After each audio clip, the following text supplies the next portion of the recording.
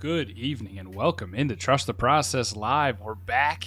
It's the age of unscheduled breaks nowadays. We had one in and out of COVID protocols. We had one in and out of COVID protocols in Mexico, and we had one that was just chilling. We're not going to tell you who was who.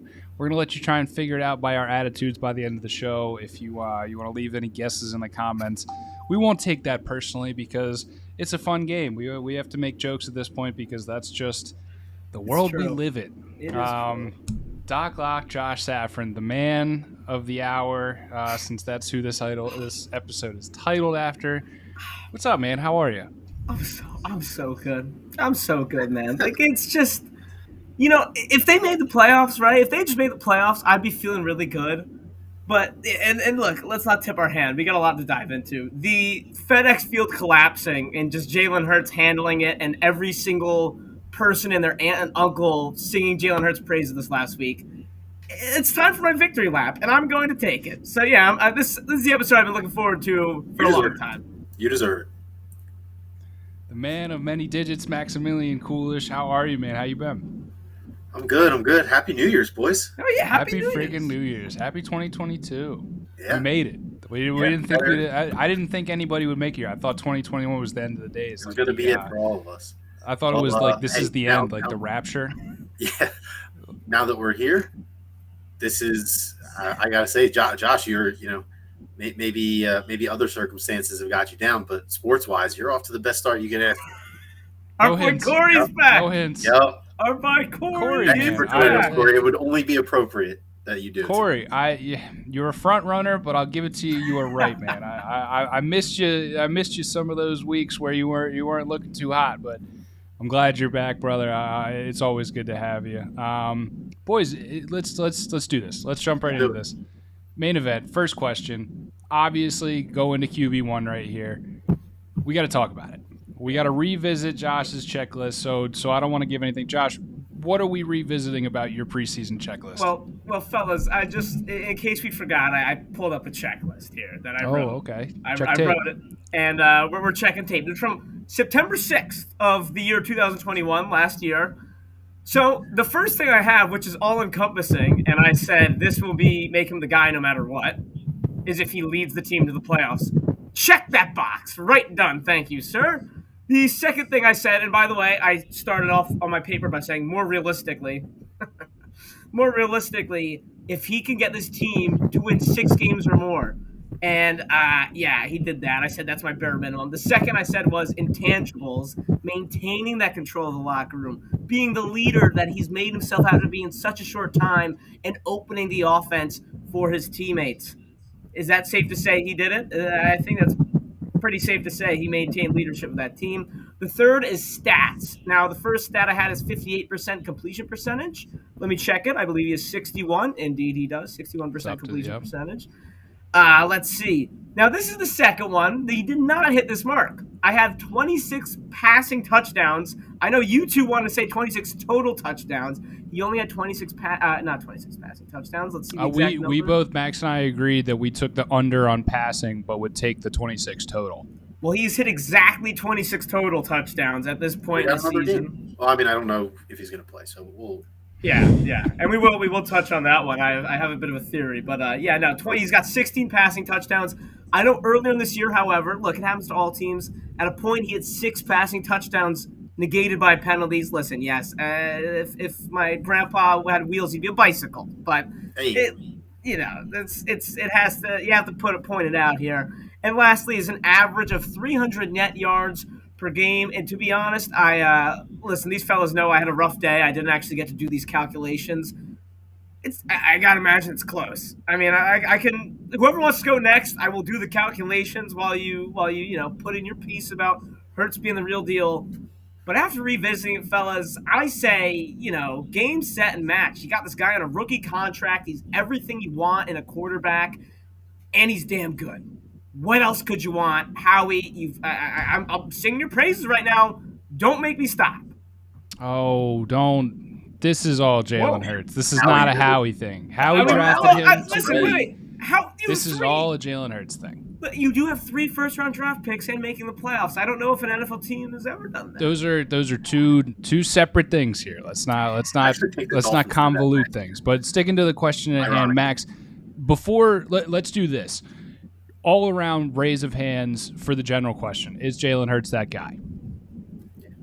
Okay. Bang. For those on the audience, we all raised our hands. Now, the question we really want to dig into is why. Okay, so Max, are you agreeing with the reasons why that Josh just laid out, or are you kind of diverging a little bit? No, I think. I think it's mostly correct. I think at this point, and I've said this before. I think what is really the most impressive thing about Jalen Hurts is really the person that he is, and you guys know I really don't like to go off in the cliche stuff. Like I really try to keep it between the lines as much as I can, but dude is a cool customer, man. Like yeah, it's really easy to look at the whole collapsing stadium ordeal and how he handled it, but all year he's been great with the media in terms of staying composed and keeping the Eagles in games, right? Like how many times have we talked about like the Eagles winning ugly, the Eagles winning late? Like what are they doing in the first half? Like you have to give some credit for the to the quarterback to be able to engineer drives in the second half, and he's shown remarkable poise, in terms of how he handles himself, right? Like in terms of sitting in the pocket and not getting into the rush, like he still has stuff to work on there. Like, and I've been critical of that. I'm going to continue to be critical because like he's shown that he's getting better in a lot of areas, right? Like he has gotten better in the pocket throughout the year. The only thing I haven't really seen a lot of improvement in is the deep ball stuff, like in terms of being able to complete it. It looks a little bit better than it did in the beginning of the year in terms of it actually goes in front of the receivers, but it's still not being caught. So we still have some work to do there. Yeah. My point is that the dude knows how to win. Like we've talked about this. Like he has that innate ability to just to figure it out and get it done. And that's not on him, right? Like the defense has played out of their mind in a lot of long stretches this year. And Max, I'm sorry. Correct me if I'm wrong. I feel like that's not like that's something I would say. I don't feel like that's something you typically say about guys, is it? I try not to, but there is that undeniable aura about him. Like there really is. Like when it matters, like even if it's late in garbage time, like the Eagles, when the Eagles were 2-5, they had the reputation of the garbage time kings because every week when I would turn the game off when they were down 28 points with 2.5 minutes to go, they'd score 10 points and make it look respectable, right? Like and usually those are hollow stats, but I truly do think that those drives that reps, like that is why guys. That is why young teams, play until the very end. Like even when you are getting killed, right? Like it's because that stuff builds. You have a couple of those drives and it carries over. And this Eagles team does feel to me as that rare case that really did get better, exponentially throughout the course of the season. While still losing, right? Like it's really easy for young and experienced teams to have that mental break, like have their mental break, not have a mental break. Big difference. Have their mental break, at some point, and at some point you're just dejected. Like at 2-6, it's really easy to just be like, man, fuck this. I'm here for a paycheck. For real. Right. And I think some credit has to go to a lot of people, but it starts with the quarterback on the field. And that has been the persona of this Eagles team. They've been mean, they've been nasty, they've been resilient. And Jalen Hurts leads the NFL in rushing touchdowns at the quarterback. And he also holds the highest percent of his team's total yards. Like the dude is producing, right? It's not always through the air. It's not always pretty, but he is getting it done. So, boys, I'm saying he is. I raised my hand. I'm saying he is the answer for one reason: the intangibles. I cannot bet against the person that is Jalen Hurts because of what he has shown.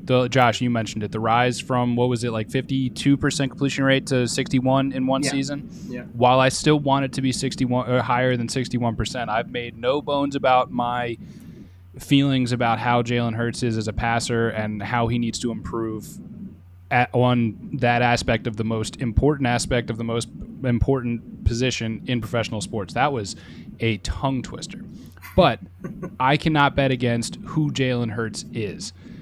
It's just a lot of teams in this league, greater than 50% of them, I would say, would shell out 3 first-round picks for a young quarterback who has this type of killer instinct. Because right now the way the league is going is if you aren't going to have a Aaron Rodgers, a Patrick Mahomes, a Tom Brady, you need to have a young upside quarterback on a rookie deal to then fill out the rest of the roster. You're seeing teams like Atlanta, Minnesota, Las Vegas all get handcuffed by middle-of-the-road quarterbacks that are demanding top dollar because of the current market.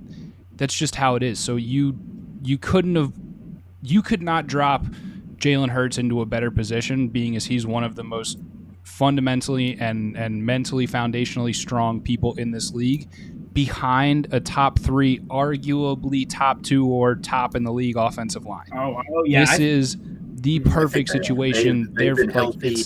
They lead the league in running. I'm willing to. I'll say this: the Colts would be another good shout. They've had too many missed games throughout that line. We talked about the Eagles' injuries, and they've somehow managed to have even more throughout their. And the thing is, though, the Eagles go deeper than the Colts' offensive line. Like this is like so true. It's incredible. I Josh, I'll pick up the one thing I had an issue was the rushing team. The rushing offense led this team to the playoff. That's the only thing I could nitpick from your, because if this team had to go back to the offense, though 10 touch, like how many of those 10 touchdowns, like except that highlight one against the 2 against the Saints, I literally think all the other ones that were 2 or 1 yard like options or QB sneaks. And look, I know that that's not ideal. Like I'm confused where you're going. I'm saying that out of his 10 touchdowns, right? Like no. I'm saying that the overall, like the rushing offense, the rushing aspect to this offense was the reason they got to the playoffs. And I just want to counteract that by saying, I guess I was making this too long-winded of a point, is that the Eagles wouldn't have been finishing drives and touchdowns without him inside the 5-yard line. Like until they activated Jordan Howard off the practice squad, Sanders. I mean, I joke about this. Miles Sanders is allergic to scoring fantasy points. The dude is just he hasn't scored a touchdown. 0 touchdowns. Yeah, exactly. He can't catch. I mean, some of it is can't catch a break. He's been injured and can't catch. Like that. But the Eagles have had no kind of reliable, they've had no kind of reliable red zone offense, especially through the passing game. So you have to be able to get it done through the run. He was the only one who was able to do that for a good portion of the season. So that's why I don't really have an issue with the rushing offense as a whole leading them to the playoffs, because a lot of those good rushing drives were capped off by him. And you're not wrong. I can't say you're not wrong at all. Right. The thing about that is they wouldn't have gotten down there without the run game. So it's like they're not mutually exclusive. It's a very happy partnership. Like I'm not disparaging this at all. I just don't know if we can credit him yet for doing it all by himself. No, yeah, you're right about that. You know what I mean? That's the only thing I wanted to nitpick. Nobody's saying he did it by himself. And the other thing I'd say is like the threat of him running, right, I think has been really effective too, and makes it easier on those read options for guys to get nice 7-yard scampers and such. Up until this ankle injury, definitely. Yeah, I do think I don't want to be too overzealous. I think he's back. I mean, he looked so much more mobile in this last game against Washington, and he looked a lot more eager to run. Fellas, I got to be honest. I kind of messed up because I really wanted to talk about this, and I didn't mention it. I didn't put it on the script. I texted this to Max. I have a take I've been sitting on for the last 2 weeks. We haven't been able to talk about it. Let's say Jalen Hurts is drafted this year. Is he the number 1 quarterback out of all the QBs? If I say sure as hell is. So coming out of Oklahoma, like nothing else. Like I just mean let's doesn't rookie make this sense. year or rookie next year, Josh? Like if he's a rookie this year, like with Lawrence, Mac Jones, Fields, like those guys. I know what you were saying. That's you worded that poorly. I could tell Banner was thinking he's coming. Yeah, my bad. Yeah, right. I got you. I know where you're getting. So in this current rookie class, right, the one that we've seen this year. No, you going back? It's Trevor Lawrence. Dude, come on. If you want to believe that, what do you mean? Jalen Hurts has, without a doubt, been the best quarterback this entire year, and it doesn't look like it's going to drop off. Wait, what's the question here? Are like I was doing a redraft here. Like if you I thought I was reverting to the beginning of the season, and I'm looking at a draft board, and I'm being told to choose a quarterback here. Is that what you're asking? I'm saying I don't know, the way that people talked about Jalen Hurts, I think, was so marred by his draft position and the whole Wentz thing in the second rounder. You know what I mean? Like, let's say the Eagles picked him this year instead of last year. He's the best quarterback out of all these quarterbacks. Like, when you look back on the season. Well, I think that's just that's so unfair because I'm not saying it's fair. I think this take was better over text. I'm not sure I can make that argument. Like, you can say he didn't have any OTAs, but he had a whole season last year. Like, he's in a marginally better position outside of anybody but Mac Jones. Like, I don't. All right. You still want to give it to me, Banners? That's all right. And I'm still taking Trevor Lawrence. Oh my goodness, you're still taking Trevor. I'm not taking the Jaguars. I'm taking Trevor Lawrence. All right. By the way, just something I want to throw out there. I'm thinking about Jags money line because, as I'm sure we've all seen, crazy. Jaguars are 6-0 at home against the Colts, and we are due for the Trevor Lawrence game, and I still believe in Trevor Lawrence. You're crazy. At least go spread. Like, don't go outright. Money line or nothing. It's like You're $2. crazy. It's probably $2, Banner. I'm not crazy. You're crazy. Question number 2 here, boys. And if I can find this graphic real quick. Do we still see the Eagles as a potential one and done? And it's looking, I checked earlier today. I'm not sure if anything has changed. It's looking like the Bucks. Am I wrong? It's looking like they're lining up against the Buccaneers. So, Max, I'm going to come to you first here with this one, dude. We've all agreed this year that even if they make the playoffs, they won't make much noise. We got to come back to this because of the slow starts, mainly against bad teams. That's going to be the main argument that you're combating with this question here. So, are the Eagles still a one and done in this playoffs?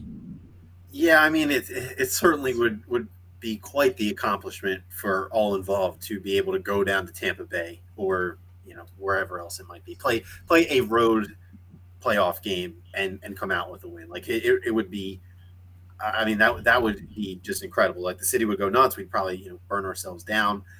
I don't think I'm ready to say that the Eagles are capable of pulling off a victory of that magnitude. I think that they can hang with anybody, right? Like they have the formula to be able to stick around and be pesky.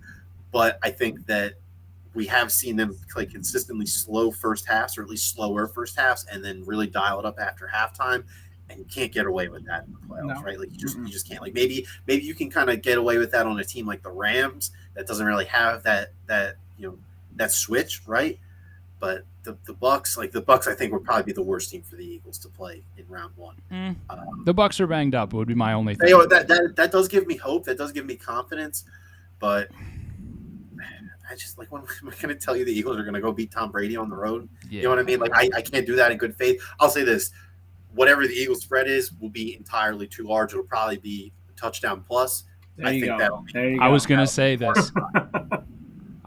That's where I was. All right, Josh, are we still talking about a one and done team here? No, I don't think we are talking about a one-and-done team at all. And I know I'm not going to go crazy. I'm not saying they're going to win 2 games. I'm not saying this is the year they make that magical run. But every single year, there is that one team that emerges where the teams at the top are saying, like, don't really want to play the Eagles in the first round. Don't really want to have to deal with that rushing attack and that pesky defense. I just think that, and Ethan just said it, about the Eagles are good at running the ball and stopping the run, and that's historically the formula. That's like exactly what I was going to want to say. If there's one thing that I think teams are like, oh man, they really could pound that rock, and that's a good recipe for success. I don't want to go against that.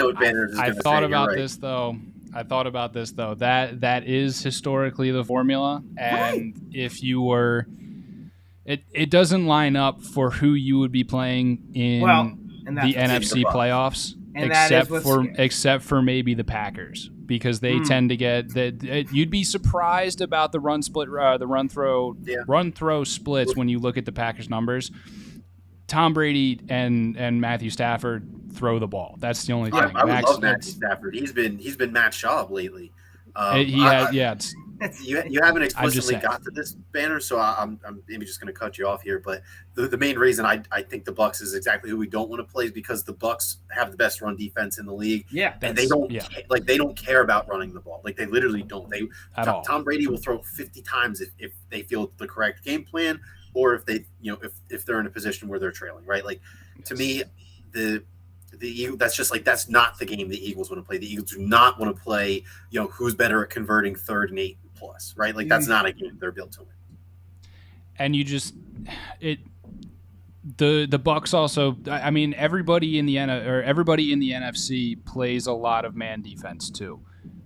That's not what the Eagles can go up against. They haven't shown me that they can beat man heavy defenses, especially when you're talking about, I mean, The Bucs are the most banged up on the NFC side right now. Defense wise, Packers are absolutely destroyed, but they're looking pretty good about getting people to return. They're locked into the one seed. They got 2 weeks to rest. Right.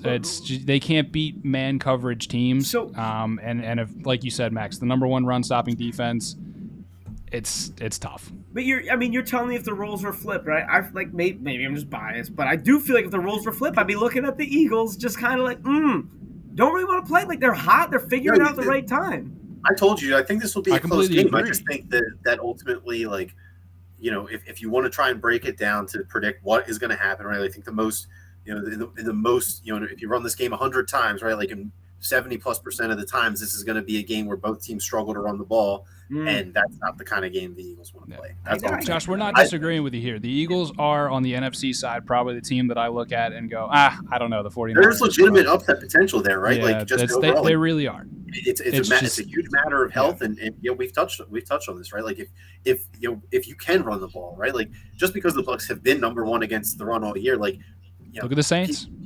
So exactly. So were the Saints at one point. Like it's not impossible to run the ball on these teams that are dominant against the run defensively. It's just. But if you're trying to establish a run game, if you're trying to rely on a run game and establish it in the second half against the Tom Brady-led Buccaneers team, that usually means bad things. Yep. You know what I mean? I'm not going to disagree with that. So we'll see. I mean, just going by the matchup, maybe, but these wild card teams on the NFC side of the draw are going to be tough. They're going to be tough outs. Max, what do you got? One last quick thing before we move on here. I mean, last year's wild card round. I mean, granted, the Bucs were on the road in that game, and that would not be the case. But the Bucs did sleepwalk the first half against the fungible tokens last year and almost got Taylor Heineke. So soon to be the non-fungible tokens, or who knows? They actually still they had that on the big board of names. The Washington fungible tokens as their. I'll lose my shit. That'd be incredible. I would demand royalty. Those names they put out are hilarious. They should keep it to Washington football team. I want them to be the defenders just for like. That's horrible. It's the worst. It's the worst thing ever. Like, man, the defenders can just play good defense in this game. Oh my god, it's the worst. There's one option. You do the Red Tails to either honor the Tuskegee Airmen, or you keep it the Washington football team and acknowledge you are just the trash that was spewing from the upper levels of your stadium. Oh my god. There's two options. You have those, or you do nothing. Moving on, gentlemen. The third question here. Josh, we're going to come right back to you with this one here, dude. Yeah. Does the level of competition from the recent Eagles opponents concern you? Like we didn't necessarily get there all the way, but this is the other half of that argument that has plagued the Eagles for the past couple weeks. They've faced some bad teams and some bad quarterbacks on some bad teams. Does that concern you when looking forward as we're going into Week 18? Yeah, I wanted to avoid this as much as I could, fellas, because you wrote the script. Yeah, I know, but I could have quickly avoided this. Because I'm a fair guy. I want to talk about the things that matter, and because I'm a little concerned. In fact, I'm a little more than a little concerned about this one. I think last week was very telling against the Washington football team, and I'm not gonna make a mountain out of a molehill, right? Like they got their act together. They held them to what? It was 16 or 17 points total in that game, which that's a good defensive game. They were 13 at half. Right, exactly. But Taylor Heineke looked phenomenal. He looked phenomenal. Brett Favre, I tweeted this. I said we got Brett Favre, Taylor Heineke this week. We got Brett Favre, Taylor Heineke in that game, and I think that's what happens when, and it's not like a fault of their own, but you get lulled to sleep because they were playing hot garbage at the quarterback position. And I'm not going to take anything away from the offense. I'm not going to take anything from the league. It's a week-by-week league, as we always say, but it's just week and week and like week, and like it's spelled on the graphic. I mean, at least Heineke is like, sure, starting caliber. The other ones. If the Washington football team, if the fungible tokens are smart, Taylor Heineke is their backup quarterback of the future. If the league is smart, he is a very, very, very desirable backup quarterback. He is like, I mean, he is right now, I would say, number one guy most likely to come in and win you a game when you're starting quarterbacks. It's better than Sean Mannion. No, that's for damn sure. That's for damn. Clipboard warrior form. Heinike's taking the Minshew type Foles role, but it's bad. I mean, look at these guys down here. You got Gilbert, Fromm, like Simeon, like Now imagine Fromm, going up man. against Brady after facing these guys And for like if you 7 thought weeks Fromm was going to straight. be good in the NFL because he was kind of good in college. Oh, No. I'm keeping my hand down for that one. Yeah, I that's a no from me, dog. I'm he was a concerned. guy. I was like, you know what? Like, if you're good enough to get recruited for Georgia and make it to the national team, you got to be like I didn't think he would be that bad. You know what I mean? Like, I thought he'd be pretty bad, but I thought he'd be more like maybe like Nick Mullins, Like normal somewhere bad around there. But I mean, he is legit like Nathan Peterman. Like, you know what I mean? Like that. He's that. Oh, that's a good one. Don't disrespect the great Nathan Peterman, okay? Yeah. Madden legend. All right, Yeah. don't I think do he's this. still in the Raiders practice. I wonder. Talk about bad year. Nathan Peterman, man. John Gruden was his guy. John Gruden brought him everywhere. Oh yeah, he's done. So we're gonna do this on the Blake Bortles divide. There's okay. Up here and down here. This is the Blake Bortles diagonal. Where do these quarterbacks fall? Wait, who? Which ones? So let's see. Let's see the list. On the diagonal, Trevor Siemian, above or below? Slightly below. Slightly below. Okay. Danny Dimes, above or below?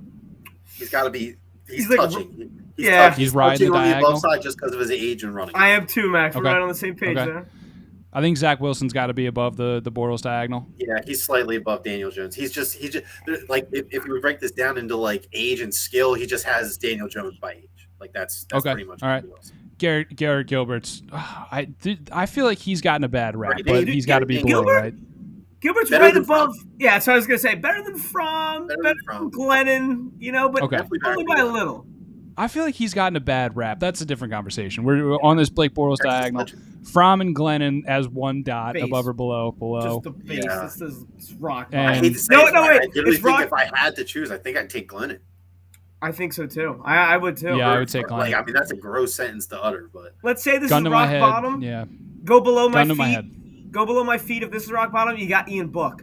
That guy looked like he didn't know how to play football. And then Taylor Heineke is above the Bortles diagonal. He's feisty. I feel almost disrespectful to Taylor. I'm a Taylor Heineke believer. How can you not? Quick one from Corey right here.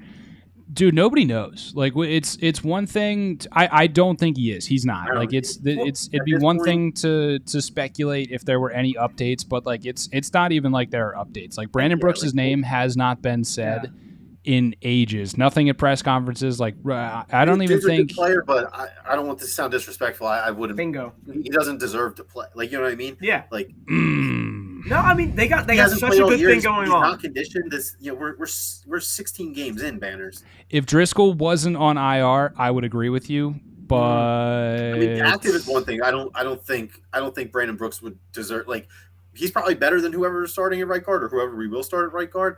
But I mean, just for the the what it does to the locker room and the unit, the metrics of it, the battery. I don't know. It's working so well together. Really? Yeah, I don't think so. With guys like Kelsey and Lane Johnson who have played next to Brandon Brooks and know who he is, you really think that would have a negative? I don't think it'd be bad. I don't. If it ain't broke, don't fix it. I think that's what I would say. Dude's probably not in football shape. Like, you know what I mean? He hasn't been around the team, and I guess it's tough. It is tough. I'm of the mindset of when Brandon Brooks is on the field, and he showed it even after he comes back after an Achilles, he is a dominant player. Yeah. I'm of the mindset whatever snaps he takes are your best option, just where I'm coming from. But Corey, to answer your question, man. But I just don't think it should happen. Okay, Corey, to answer your question, man, like he's not coming back. Like I don't even think any of the beat writers have asked, because it's just not in anybody's minds. That's how far off he is. There is one situation. Yeah. What was this question? Okay, we're concerned. Josh, I'm marking you down as concerned. Yeah, concerned. All right. Oh man, we got so far off the original question. We got far off, but I do really like. So I like the kind of the tertiary things we're coming up with on this show, like the honorary White Snake Nate Gary Award, like the Blake Bortles diagonal. I like the superlatives. We got some good analytics. Which, by the way, I completely blew the Travis Fulgham award. Tyree frickin' Jackson, come on, where have you been? Yeah. We could go deeper into that too, but I think we'll round back Josh, to those it's almost the worst superlatives season. later. Are we including playoffs in the award season, or? I think we can, Yeah, but so I think to. I think we return Full body back. of work. Max, Yeah, am I marking you down as concerned by this how they've fared against weak quarterbacks on weaker teams? I mean, I think I'm just more concerned that whenever we've played elite quarterbacks this year, they've kind of had their way with us. I think I'm not more so. I'd be concerned if any of those bums that they played really lit it up against them. But I don't think they did. I think that Gannon schemed against them well. I think the players executed against it well for the most part. But I mean, this is a different Jonathan Gannon than last time we played Tom Brady on Thursday night. But I can't just be like, yeah, it'll be all totally fine, because they have shown a propensity to play differently against better quarterback opposition. We talked about this even earlier in the season when they were doing that weird inconsistent thing. Like, we thought they had a breakthrough in the Chargers game in terms of how they approached Justin Herbert and the Chargers offense, and then they kind of went back to just kind of being a little bit more conservative, bend don't break. I think the last 2 or 3 weeks there's been an uptick in aggressive play calling on the defensive side, but I do kind of feel like that's probably more at the expense of the weak quarterback opposition we played. Like, I guess that's kind of why I was so impressed with last week, like being a Taylor Heineke believer to whatever extent I can be. Like, they came out in the second half and they looked pretty good. They looked pretty good in the first half, like all things considered. First quarter was a little rough, but Taylor Heineke to Tom Brady or Stafford or whoever else they could somehow shuffle into in round one, whether that be the Cowboys somehow even. I don't know if that's even possible. It's possible, but it's crazy unlikely. Okay, regardless of the 3 or the 4 quarterbacks that we are possible to get between Tampa Bay, Arizona, Dallas, and the Rams, 3 of those guys I'm feeling very not confident playing against. Yeah, I would. My answer would flip if the weaknesses on this team weren't exploited by the players we just put on the graph of the Blake Bortles diagonal. You know what I mean? Like, it's just, if those players are going to take advantage of a weak defensive scheme and teams that let you throw all over them, and then you're going against quarterbacks who are going to throw all over you, I can't not be concerned. And I think we all kind of share that sentiment, unfortunately. And I think also the biggest thing, like, Alex Singleton has not gotten exposed by any of these quarterbacks, and he will get exposed at the first opportunity. Like, Davion Taylor, when I heard that, he's done. I was waiting for him to come back. I was like, oh, man, a good QB spy in case, you're against Kyler Murray or, like, Dak or something like that, and nervous about Ace Singy in the playoffs. Yeah, Corey, it's the book on Brady's always been you pressure him. Brady is the only way to beat him, and that's worked about 6 times ever. There's no book one on of them Brady, was in Super Bowl 52, which is good. But we didn't it's really just get to him that much. We got to him once when it mattered, but I mean, the dude still had exactly. It's only worked like 6 times in the history of the NFL when you pressure Brady. So you're right, but there's only you're right, but you're wrong at the same time, because it doesn't always happen, especially with the Bucs having a really good offensive line. Not quite as good as the Eagles, but a really good offensive line as well. Probably the 7 to 10 range for the Bucs. Yeah, you could do that. Yeah, I could see that. So we're all concerned, unfortunately. So we'll see how this plays out, and I don't think we're going to get too many insights in Week 18, as it's leaning towards getting a pretty crappy game, unfortunately, with a lot of starters sitting out, since this game effectively means absolutely nothing for playoff seeding. But, we'll see. You never know. Last question of the main event here, boys, and we're going to walk across the parking lot here to the Wells Fargo Center. We're going to talk about the big man, the pride. We made an audible. Is my script not updated, Josh? The script may have not been updated. My mistake, my fellas. Goodness. Josh, I'm a slave to the script. You know this, so you do this. So I go understand. My mistake. It's been a long day. There were car troubles and everything, but we decided. The Eagles don't make the playoffs every day. You know what I mean? So plain and simple, we danced around it. Let's give a definitive answer. Who do you want the Eagles to play in the first round digits? I If you're telling me I get to choose out of the 4 teams that I named as possible first round Yeah, opponents, exactly. I mean, it's the Cardinals easily. I think they have the worst quarterback of those 4 teams that I mentioned. I think that their offense in its current state is probably the worst of those 4 teams that I mentioned. I think that their defense versus our offense, they have good pass rushers. They do not have a great run defense. I've said this earlier when 2 months ago, and I said I have no reason to, but I will not believe in the Arizona Cardinals until they show me something. They have done absolutely zero to make me bite my words in the time since. So I'm doubling down on Cliff Fraudsbury and Kyler Fraudy as my dream first-round wildcard playoff matchup for the Eagles. Unreal. Josh, why don't you tell me who you would want to face? I've been thinking about the Cardinals for quite some time. I think that would be a fun one with trading Ertz, kind of like punting, like, oh, we're going to lose this year. You take Ertz, and now I come back. I don't know. I'm really scared of Kyler Murray. I think Kyler Murray is healthy now. I think you need to be worried about DeAndre Hopkins because that's the only thing that matters about Kyler Murray. I'm worried about DeAndre Hopkins too. Is he done? Is DeAndre Hopkins He's done? He's done. Okay. He's done. Done. I thought they were expecting him back for playoffs. So I couldn't remember. That. Yeah. Then give me the Cardinals, especially if Rondale Moore's hurt too. I don't know. That's true. He'll probably be back by a playoff game, but James Conner hurt last week. Rondale Moore hurt last week. If you're telling me the Cardinals have Chase Edmonds and Christian Kirk and Zach Ertz, and that's really it, and AJ Green. All right, I'm gonna go for it, fellas. And maybe it's because I've talked myself into it because I know it's going to happen.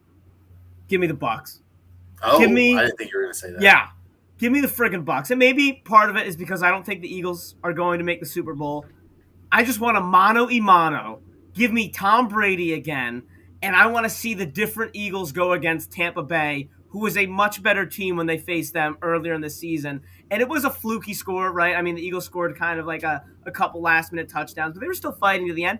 They hung with the Bucs when that team sucked. Like, that Eagles team against the Bucs were terrible. And I would make the case that the Bucs are on the decline right now. I mean, look, you would talk about Antonio Brown. He's a nutcase, right? That's not indicative of that locker room. But it's not nothing. You could talk about the injuries. Yes, the running does scare me, but Tom Brady very much scares me. I don't know, man. Something about the Bucs, just watching them falter against the Jets, seeing that injury report grow and grow. And I do think a lot of it is because, I face facts. The Eagles are probably going to end up playing the Bucs. I'm not scared, and I know I should be. I'm scared of Tom Brady. I'm a Brady-fearing man, but I'm not that scared of the Buccaneers. This one's tough. I want to say the Cardinals, but to be a contrarian here, I'll go the Rams. I don't want to play the Rams, to be honest. I don't know, man. I just think out of all, if I'm looking at the entire playoff picture right now, I think Dallas is the more well-rounded team at the moment, which is who I would say other than the Cardinals and the Rams. Just because I'm a Brady-fearing man, and I don't think Josh fully understands that Brady-fearing man puts them farther down the list than that.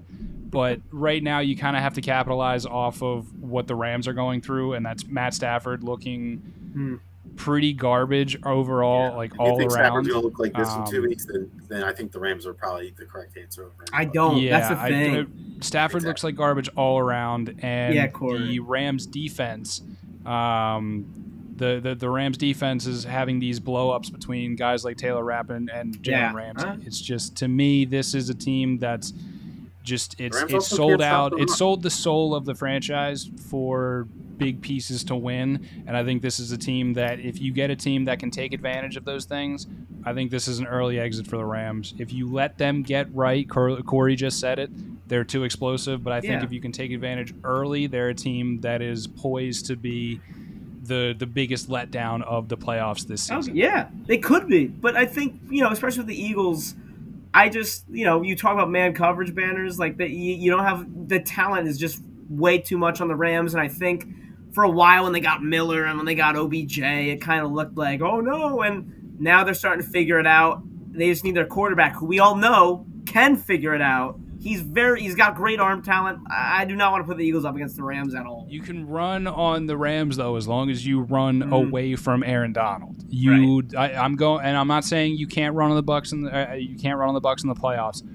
You might be able to. It's all about that week. But right now, I'm going off of statistics. I'm looking at it. I'm seeing that Tampa Bay's run defense is better than the Rams' run defense. So right now, I'm taking a shot in the dark. I'm a huge narrative guy. Also, you think Stafford isn't going to go off when he gets a chance in the playoffs? Like that's another thing I'm worried about. But how am I like? This is always the argument for younger quarterbacks and like the playoff experience. Yeah. What playoff experience does Matthew Stafford have? A one and done 7 years ago. So I don't know. I don't know here, guys. It's scary. Yeah, like you said, Nate, you're scared of the narratives. Narratives can work both ways. So Matt, talk about a narrative. Most handsome head coaching matchup in history: Siriani, Kingsbury. Well, that would be Kingsbury McVay. I don't know, man. That's the Spider-Man meme. Really? That's Spider-Man meme right there. The three of them. We're gonna. I don't know, man. That's a triple Sirianni's a tier down. Sirianni's a tier down to me when you're looking at the two Golden Boys. I'm a Siriani guy. McVay doesn't do it for me. Let me tell you. Okay, we're gonna move on. We are gonna move on right from that. We're gonna move into halftime here, gentlemen. And before we get into our favorite segment of the week that I am admittedly not as ready for as I usually am, I got to tell you about our guys over at PHL Sports Nation. PHL Sports Nation covering all of the Philadelphia sports through social media, blogs, podcasts, everything in between. They do a fantastic job. Philadelphia Sports Nation, enhancing the Philadelphia sports fan experience. Give them a check out, PhiladelphiaSportsNation.com or PHL Sports Nation on all social media platforms. They've sent us some marvelous guests, such as Mr. Jolliker. And don't forget, just the layoff doesn't mean I forgot how to say the name.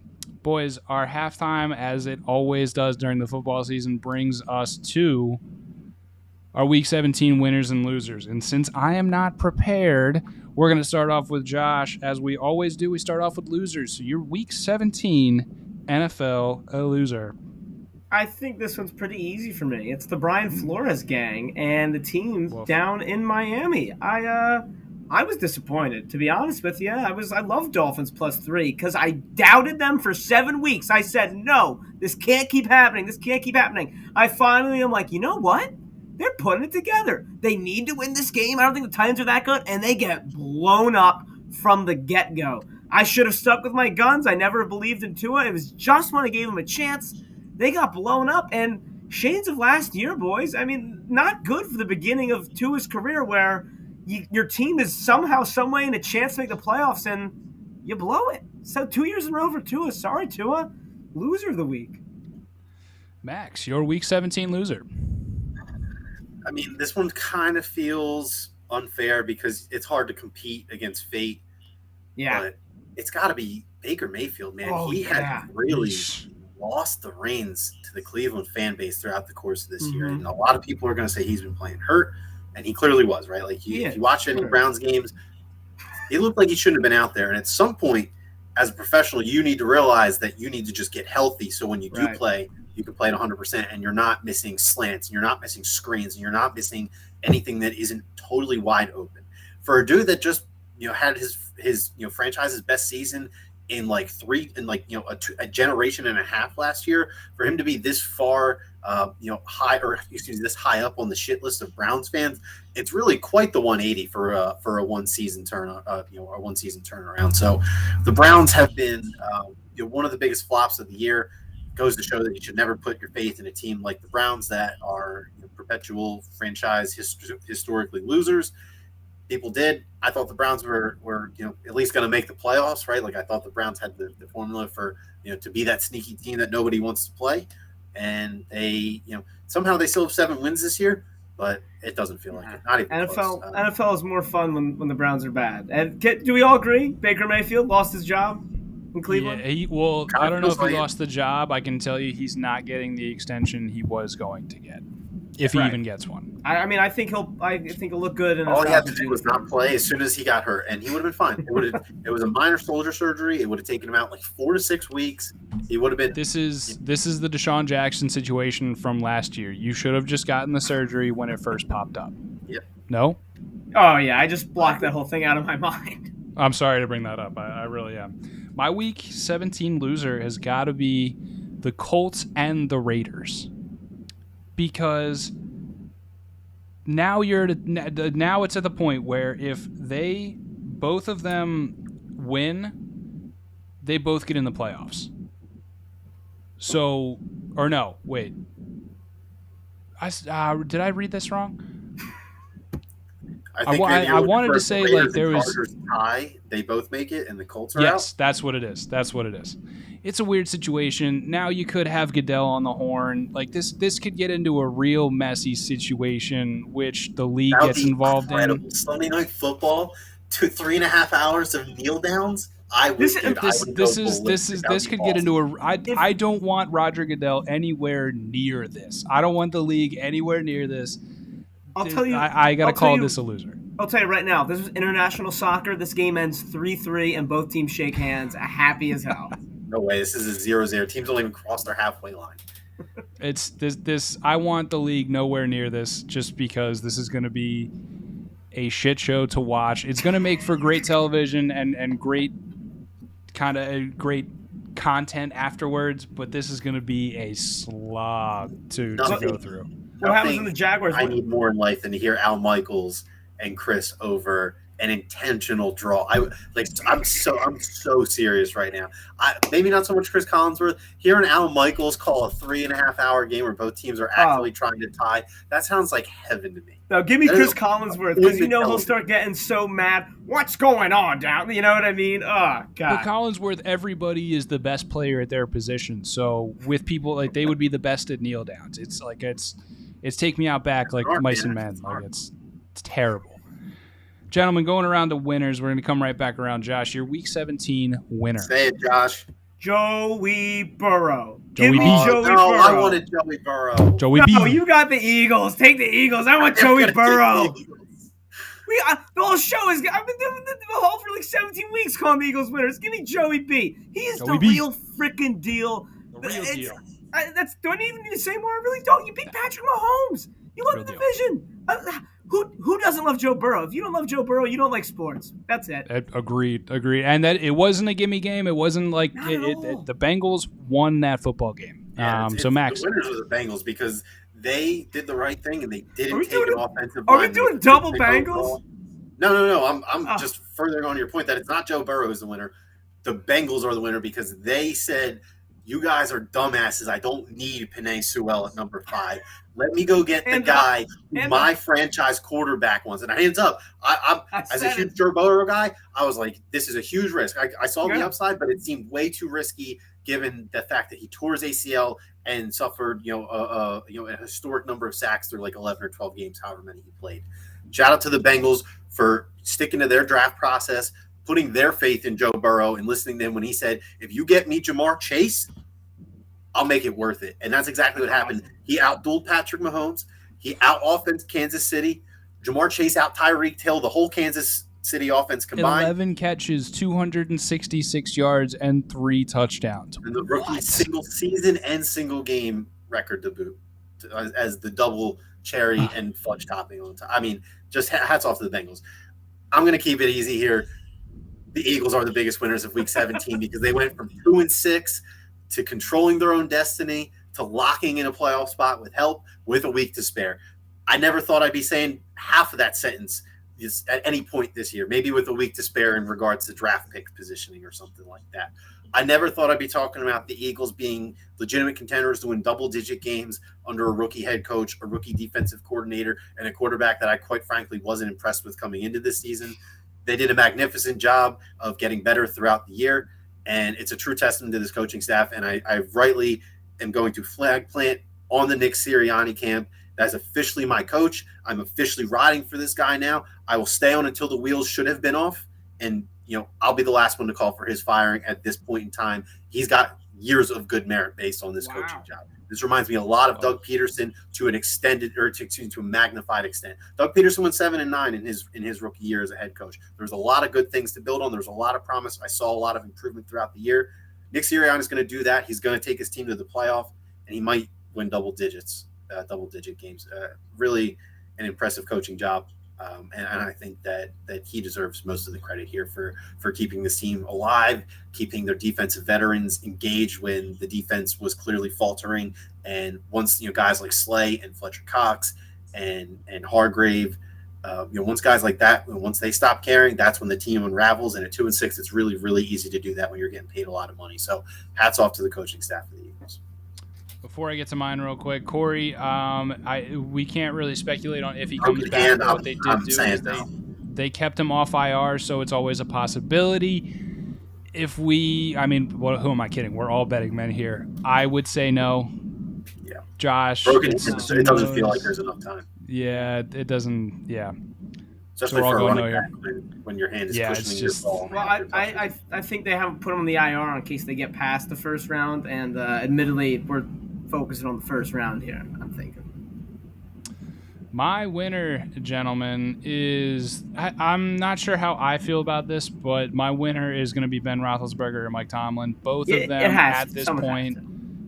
them at this point have never had a losing record as long as they've been members of the Pittsburgh Steelers.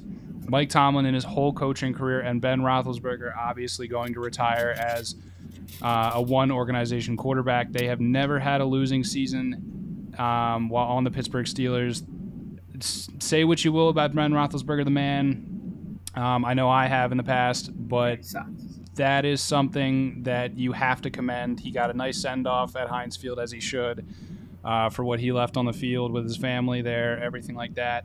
We're not sure at this point how long Mike Tomlin or Ben Roethlisberger will be in Pittsburgh anymore. Ben, it obviously is 90% he's going to retire, but Tomlin, this might get dicey.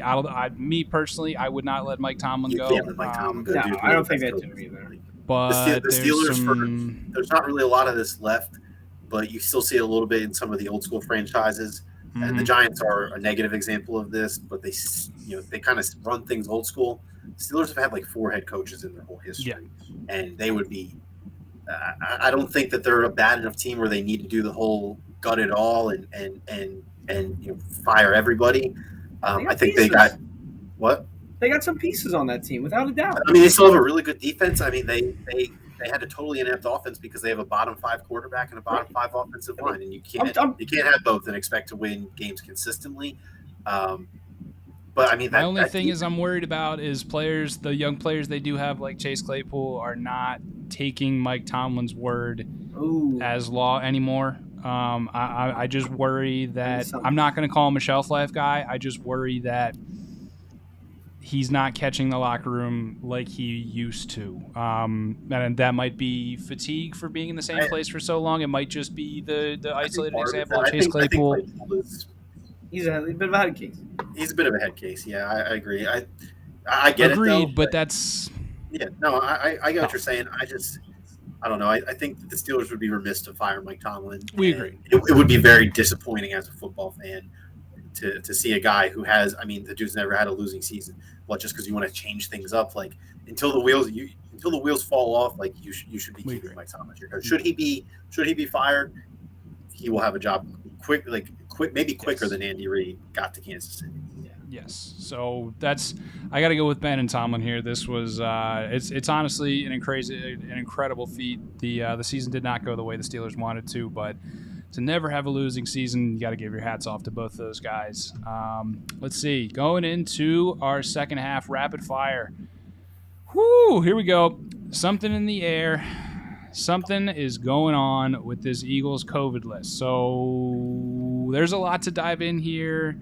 Tell me what you think about it real quick. I don't know if we need to go into all the details, but Josh, what do you think about this COVID list that seems to be ever growing? I mean, I feel like there's foul play here. I don't know. I don't know how this is possible. That you can have everyone play against Washington, and then the day after you have 12 key players, all of them, key players test positive for COVID. I've got a theory, fellas. I've got a theory is that they don't want to say they're resting guys for the game against Dallas, so they just kept doing the rapid test until they got positive results. Because those rapid tests, you can't trust them. Something fishy's going on. There's no way that these guys played Sunday and we're all fine, and then boom, next day, I have COVID. I don't know. Well, luckily, one of the gentlemen, the first guy to put his arm around Jalen Hurts, has come out and said he's vaccinated and boosted. So there's less of a chance there. Luckily, Max, what do you make of this whole growing list? I mean, honestly, I know it's Wednesday, and this is like, typically not when we do it. I'm still not worried. Like this is just kind of the way the NFL is going right now, and the Eagles, last year and this year have been one of, if not the most vaccinated organizations in terms of player, staff, and personnel. I don't really worry after these rule changes that they implemented, maybe like 3-4 weeks ago. At this point, it makes it super, super easy for vaccinated people to test out of protocols. I mean, yeah, it sucks. You don't want to see it. And I'll be honest, there's probably a chance that maybe it claims 1 or 2 people. Like, whether or not that's conspiracy theory for rest or not is a different story. Chances are that, maybe 1 or 2 guys end up on the list through the game, but I don't think it's going to be a, mass locker room outbreak and we're playing on Tuesday night again. Even though that Tuesday night game wasn't our fault, it is what it is. Josh, I think there's some merit to your rest point. My thing is, if the positive energy around this team, maybe not like momentum. I'm not talking about momentum wise, but like the positive vibes that Nick Siriani brings. Yeah. And I think we touched on this, and it was kind of the general sentiment. COVID was not ready for the amount of positive energy that Nick Siriani brought to that fight. It's okay, true. So if his roots are growing argument took hold and nurtured in that locker room as we think it did, I don't think COVID stands a chance against anybody on this roster with just the infectious, pun intended, power of friendship, baby, energy that these players have. I don't. They attacked rest. They attacked vaccination. That's plain and simple. Attack everything. They're growing flowers, and nothing's going to stop them. Not even COVID. Okay, that's how I feel about it. The way and to be more serious about it, Nick Sirianni was able to come back in a matter of days. He was ready for the next game. Fine. I'm not too worried about it. And like I said, the gentleman who put his arm around Jalen Hurts has come out and said he was vaccinated, boosted, everything like that. I think it's something, but not everything. If we were doing something, nothing, or everything. But we're not. We're doing rapid fire, so we're going to move on. Our second question, I think this is we did a great job, gentlemen, of holding off in the main event to get to this point. And I'm willing to let this not be so rapid and rapid fire. So, Max, Nick Sirianni for Coach of the Year. Talk to me, man. For my personal ballot, my personal bias ballot, yes, absolutely. Dude came in as a rookie head coach. He wildly overperformed expectations. He turned the team around from top 5 pick halfway through the season to making the playoffs. With that being said, objectively, I think it's hard to not give it to Mike Vrabel, who currently has his team as the 1 seed in the AFC while playing an NFL record number of players this year, I believe. Yeah. I mean, they did it without Derrick Henry for most of the year. They survived without A.J. Brown for a good portion of the year. And granted, they did lose those games, right? But they did grind out a couple gritty wins. Numbers don't lie, man. Through 16 games, the Tennessee Titans are the number 1 seed in the AFC. And I believe that, I can't imagine they don't control their own destiny with a simple win this week against, I believe, the Texans. And, if they lock up the 1 seed in the year where there's only one bye to give out, with that many injuries and losing their MVP, their team and league contender MVP, it's hard to not give it to them. Should the Eagles have had won the NFC East, I think there would be a legitimate conversation for Nick Sirianni on a national level. They are a feel-good story. I hope that he podiums, at least third or second. I don't know, how the media will do. I'm sure they'll find a way to to vote Cliff Kingsbury second and Bill Belichick will just clean up third place somehow. I was hoping you wouldn't say this name, and I'm going to jump in before Josh gets to. I think the obvious answer has to be Mike Vrabel here, yes. But if I'm taking a dark horse candidate, Zach Taylor in the Bengals. There it is. You beat me, Banners. You beat me. I wanted to jump in real quick. If I would rather see Zach Taylor win it than Mike Vrabel, just because. And you were out on Zach Taylor at the beginning of the year, right? I'm still kind of out on Zach Taylor, honestly. I think Brian Callahan has a lot to do there with the offensive scheme as OC. But if we're being real, and this is not to disparage anything that Nick Sirianni has done. I think in any other regular year, I think the job Nick Sirianni has done would earn him the Coach of the Year award. But I mean, I'll tell you what, the job, I'm not going to say Matt LaFleur. I can't do it.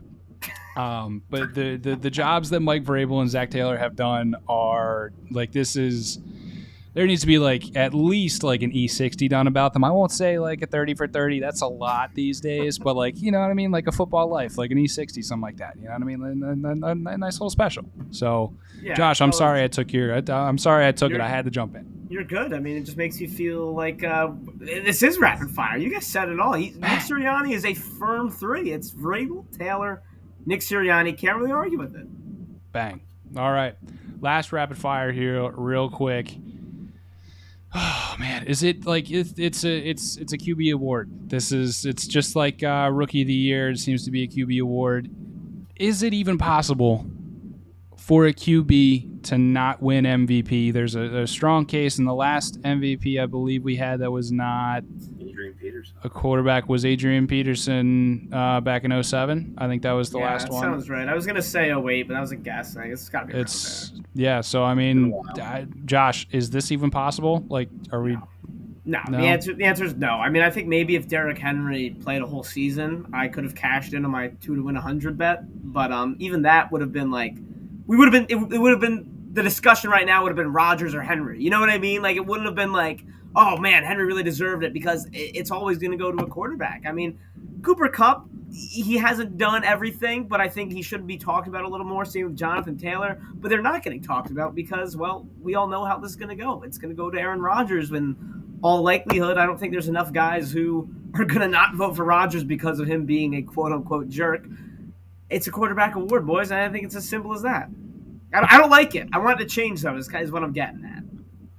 Max, is it a QB award? Yeah, I mean, at this point, it pretty much is, and it is unfortunate because I think this year is really like the best example of it, right? Like, Cooper Kupp is about to break multiple single season receiving records, and granted, those were 16 games, and this is 17 games, but at this point, this is the new norm in the NFL, right? So he's establishing a new bar for a 17 game season. That's correct me if I'm wrong, but none of the quarterbacks this year have broken any of the 16 game passing records or touchdown, none of that, right? So like, if it's not going to happen this year, where a guy he is such a large part of Matthew Stafford's production, right? Like, this is not an offense that has a bunch of guys going absolutely nuclear. Cooper Kupp is like Devontae Adams level in terms of like target share and route runs and target and all this stuff, right? Like, damn near every receiving metric. He's in the lead for the receiving Triple Crown this year. And nothing. He's got no chance to win MVP, and Tom Brady and Aaron Rodgers are obviously two of the best quarterbacks to ever do it. Aaron Rodgers did have a pretty good year. Neither one of these guys are doing anything even remarkable by their standards, even in a 17-game season. So if it's not going to be this year, well, what's it going to take at this point? Is it going to take someone to have all these records beaten, receiving records beaten, going into the second or third last game of the season to have a legitimate chance? I'm stumped here. I agree with Josh. It feels like it should be changed. Like, if you ask me, Cooper Kupp has been the MVP of the NFL this year. The dude's team is leading their division. He is such a large part of their offense. And look at Matthew Stafford's numbers when targeting him versus when not targeting him. What else could you ask for a guy to be the best player in the league? He does everything. Gambling odds aren't everything, but he's plus 2,200. I mean, they have a pretty damn good idea of who's going to win the award, and he's not even close. Yeah. I think Jonathan Taylor should be the MVP. If you take most valuable player, if you take Jonathan Taylor off of the Indianapolis Colts, it has the same effect as if you were to take Aaron Rodgers off the Green Bay Packers. At this moment, for this season, I'm not talking about longevity. I'm not talking about course of the franchise. Obviously, quarterback is more important than running back. For this season, if you take Jonathan Taylor off of the Indianapolis Colts, if you take Aaron Rodgers off of the Green Bay Packers, it has the same effect on both teams. Me personally, I do not think you can win the NFL MVP if you make choices to possibly prevent yourself from playing games. I'm not going to bring any of the extenuating circumstances into this. I'm not even saying just because I don't like the guy. Me personally, if it wasn't COVID, if the slate was wiped clean, he made a choice based on personal decisions to make himself potentially not available for one or more games. And this is not just an Aaron Rodgers issue. I would have the same problem if it was Kirk Cousins, if it was any of the players who choose to remain unvaccinated. You made a choice that affects your team as the most valuable player in professional sports, the most highly paid player. Aaron Rodgers is going to get paid $42 million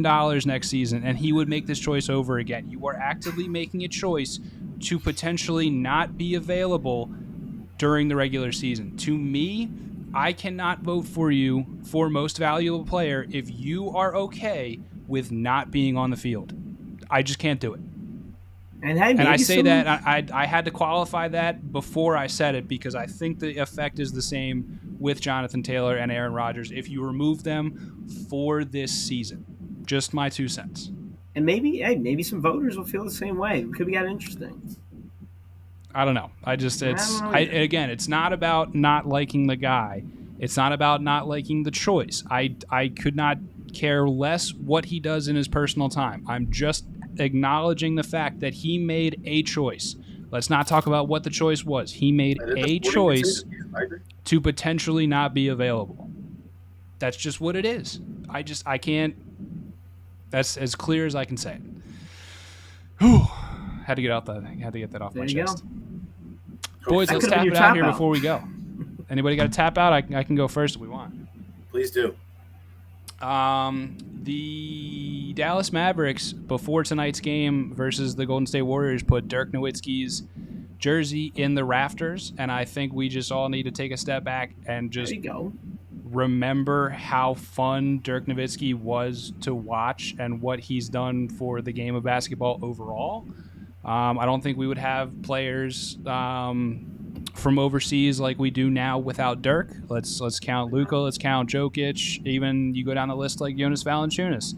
Sure. Dirk Nowitzki did so much for the game of basketball, and is a very formative player. The stigma that European guys, were soft. I mean, he was kind of soft as in he didn't rebound as a 7-footer, but he did kind of he basically broke the narrative that they couldn't ball, right? Like maybe he's grit.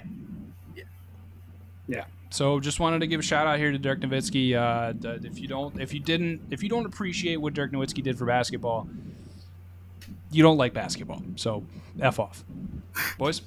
It's funny. I have a basketball tap out as well today. And I just wanted to throw something out there, Oh boy. Indicative that the Sixers haven't come up in this show. Like obviously the Eagles made the playoffs. But that's 3-4 weeks where we haven't mentioned the Sixers. I don't know if I'm stuck in my own echo chambers, but they got to do something because Embiid's playing awesome and all, but who cares? Who cares about the Sixers right now? Sixers. It's still football season. So I'm going to toss this out here. I saw this yesterday. Proposed 4-team trade.